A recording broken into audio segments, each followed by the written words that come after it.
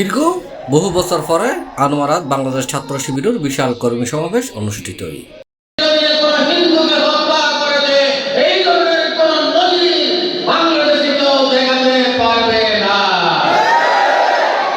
অক্টোবরের 7 তারিখ শুক্রবার সকালে উপজেলার বটতলীর এককান কমিউনিটি সেন্টারত আনোয়ারা উপজেলার উদ্যোগে বাংলাদেশ ছাত্র শিবিরের কর্মী সমাবেশ অনুষ্ঠিত হয়।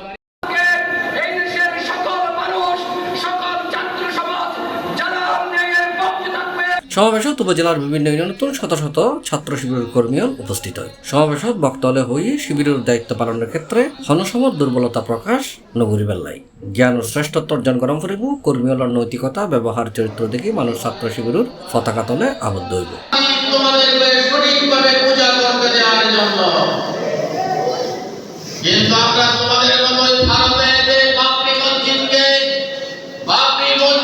এড়ে আনোয়ারা শহর শাখার সভাপতি সোয়েব মুর্শেদার সভাপতিত্বে ও আনোয়ারা পশ্চিম শাখার সভাপতি ওয়াহিদুল ইসলাম সাইমনের সঞ্চালনায় প্রধান অতিথি আছেন বাংলাদেশ জামায়াত ইসলামী চট্টগ্রাম দক্ষিণ জেলার আমির আনোয়ারুল আলম চৌধুরী। সাহিত্য পড়ে যারা নামাজি, যারা সত্য কথা বলে, যারা বড়দেরকে সম্মান করে, এরাই হচ্ছে বাংলাদেশ ইসলামী ছাত্র শিবির। ইসলামী ছাত্র শিবিরকে মানুষের প্রিয় ব্যক্তিতে পরিণত হতে হবে। তাদেরকে আমরা সংগঠিত করবো ইনশাআল্লাহ। সেই ঐতিহাসিক দায়িত্ব পালন করার জন্য আপনারা কি সকলে প্রস্তুত আছেন? অনুষ্ঠানত প্রধান বক্তা আছেন চট্টগ্রাম পশ্চিম জেলা ছাত্র শিবিরের সভাপতি আইবুল ইসলাম।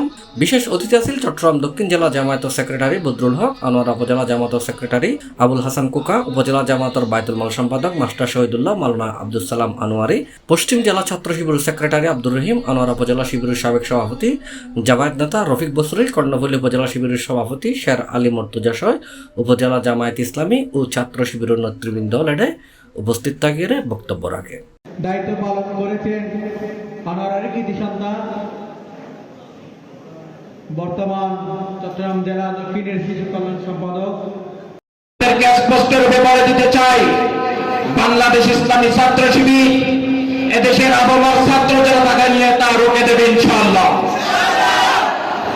সংগ্রামী উপস্থিতি, ইসলামী ছাত্র শিবির যে ভীষণ গ্রহণ করেছিল সেই ভীষণের 3টা শব্দ উল্লেখ আছে।